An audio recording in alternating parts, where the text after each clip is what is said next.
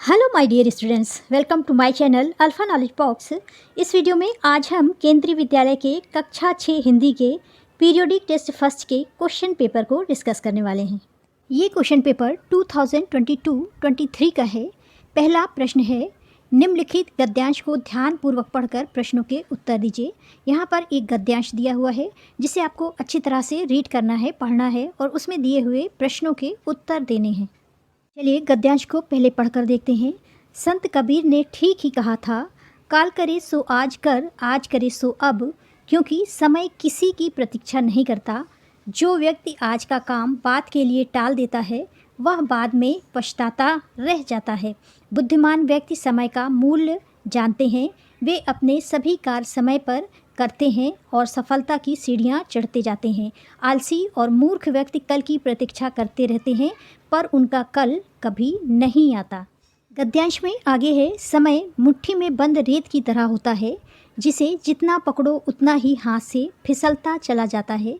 समय की परवाह न करने वाले विद्यार्थी भी बाद में पछताते हैं, अतः समय का सदुपयोग करना चाहिए। अब यहाँ पर कुछ प्रश्न दिए हुए हैं जिनके आपको गद्यांश के अनुसार उत्तर देना है।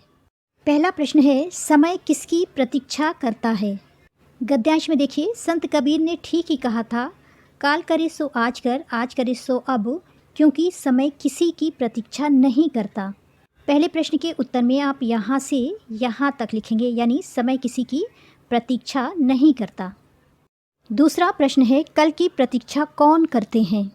सारे प्रश्न एक एक नंबर के हैं, इसलिए उत्तर आप शॉर्ट में भी लिख सकते हैं। गद्यांश में इस लाइन में आप देखिए, आलसी और मूर्ख व्यक्ति कल की प्रतीक्षा करते रहते हैं। यहाँ पर आप आलसी और मूर्ख व्यक्ति इतना भी लिख सकते हैं, या फिर आलसी और मूर्ख व्यक्ति कल की प्रतीक्षा करते हैं इतना भी आप लिख सकते हैं। अगला प्रश्न है, मूर्ख शब्द का विलोम लिखो। तो मूर्ख शब्द का विलोम होता है बुद्धिमान। और अगला प्रश्न है, समय की परवाह ना करने वाले डैश हैं, और यहाँ पर लिखा हुआ है समय की परवाह ना करने वाले विद्यार्थी। आपको गद्यांश से ही उत्तर लिखना है, इसलिए यहाँ पर उत्तर आप लिखेंगे विद्यार्थी। गद्यांश का अंतिम प्रश्न है, काल करे सो आज कर, आज करे सो अब, किसने कहा? गद्यांश की पहली लाइन में देखिए, संत कबीर ने ठीक ही कहा था, काल करे सो आज कर, आज करे सो अब, इसलिए आप उत्तर में लिखेंगे संत कबीर। दूसरा प्रश्न है, निम्नलिखित पद्यांश को ध्यानपूर्वक पढ़कर प्रश्नों के उत्तर दीजिए। पद्यांश का मतलब होता है किसी कविता का छोटा सा अंश, और गद्यांश का अर्थ होता है किसी कहानी, किसी रचना या निबंध का छोटा सा भाग। यहाँ पर वह चिड़िया जो कविता का ये अंश है। इसमें पहला प्रश्न है, चिड़िया किसके खातिर गाती है? पहला ऑप्शन है अपने साथियों की खातिर, दूसरा चिड़े की खातिर, तीसरा जंगल की खातिर जिसे वह अपना बाबा मानती है, और चौथा अपनी खुशी की खातिर। कविता में लिखा हुआ है, वह चिड़िया जो कंठ खोलकर बूढ़े वन बाबा की खातिर। यहाँ पर बूढ़े वन बाबा का अर्थ है जंगल, इसलिए करेक्ट आंसर होगा जंगल की खातिर जिसे वह अपना बूढ़ा बाबा मानती है। दूसरा प्रश्न है, चिड़िया का गान कैसा है? रसीला, कर्कश, मार्मिक, दिल बहलाने वाला। कविता में है, बूढ़े वन बाबा की खातिर रस उंडेल कर गा लेती है, यानी रसीला गाती है, इसलिए इस प्रश्न का उत्तर हो जाएगा रसीला।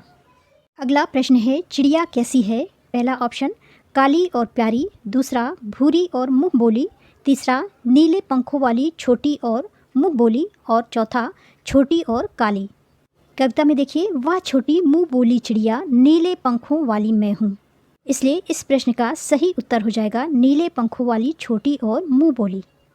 अगला प्रश्न है, उसे किससे प्यार है? पहला ऑप्शन है जंगल बाबा से, दूसरा अपनी साथी चिड़ियों से, तीसरा पेड़ों से, और चौथा फूलों से। कविता की अंतिम लाइन है, मुझे विज़न से बहुत प्यार है। विज़न का मतलब होता है एकांत, लेकिन ऑप्शन में कहीं पर भी विज़न नहीं लिखा हुआ है। यहाँ पर जंगल बाबा, अपनी साथी चिड़िया, फूलों से और पेड़ों से लिखा हुआ है, लेकिन वो जंगल बाबा के खातिर रसीला गाना गाती है, इसलिए वो अपने जंगल बाबा को बहुत प्यार करती है, इसलिए इसका करेक्ट आंसर आप लगाएंगे ए, जंगल बाबा से। गद्यांश का अंतिम प्रश्न है, कवि का नाम लिखिए। यहाँ पर ऑप्शन है प्रेमचंद्र, साहिर लुधियानवी, केदारनाथ अग्रवाल और शमशेर बहादुर सिंह। तो वह चिड़िया जो कविता लिखी है केदारनाथ अग्रवाल ने। प्रश्न 3, निम्नलिखित प्रश्नों के उत्तर लिखिए। यहाँ पर जितने भी प्रश्न पूछे गए हैं ये आपकी पाठ्य पुस्तक से हैं। पहला प्रश्न है, लेखिका बचपन में इतवार की सुबह क्या क्या काम करती थी? बचपन पाठ के आधार पर बताइए। बचपन में लेखिका अपनी मोज़े धोती थी और जूतों पर पॉलिश करके कपड़े से उन्हें अच्छी तरह से चमकाती थी। आप उत्तर में लिख सकते हैं, बचपन में इतवार की सुबह लेखिका अपने मोज़े धोती थी, फिर जूतों पर पॉलिश करके उसे कपड़े या ब्रश से रगड़कर चमकाती थी। दूसरा प्रश्न है, लेखिका अपने बचपन में कौन कौन सी चीज़ें मज़े लेकर खाती थी? बचपन पाठ के आधार पर बताइए। लेखिका बचपन में अनारदाने का चूर्ण, चॉकलेट और बहुत सारे फल खाती थी।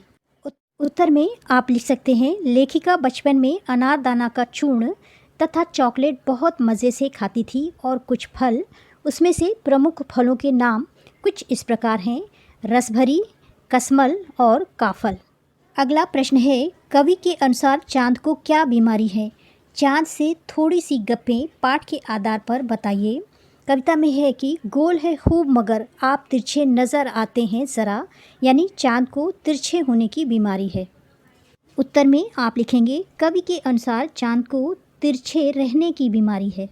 प्रश्न 3 का अंतिम प्रश्न है, केशव ने श्यामा से चीथड़े, टोकरी और दाना पानी मंगाकर करनिस पर क्यों रखे थे? नादान दोस्त पाठ के आधार पर बताइए। केशव और श्यामा को अंडों से बहुत लगाव था, इसलिए उन्हें सुरक्षित रखने के लिए, बचाने के लिए उन्होंने करनिस पर चीथड़े, टोकरी और दाना पानी रखा था।